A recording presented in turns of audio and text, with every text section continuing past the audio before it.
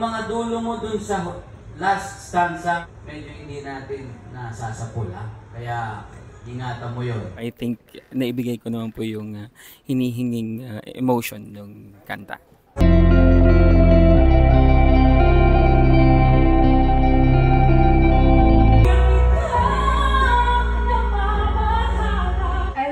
Controlling you started the song, but I wish na-sustain mo siya sa bandang gitna. Lumalaban ako para po sa pamilya ko, sa mga kids ko. Talaga, para sa kanila kasi single parent po ako.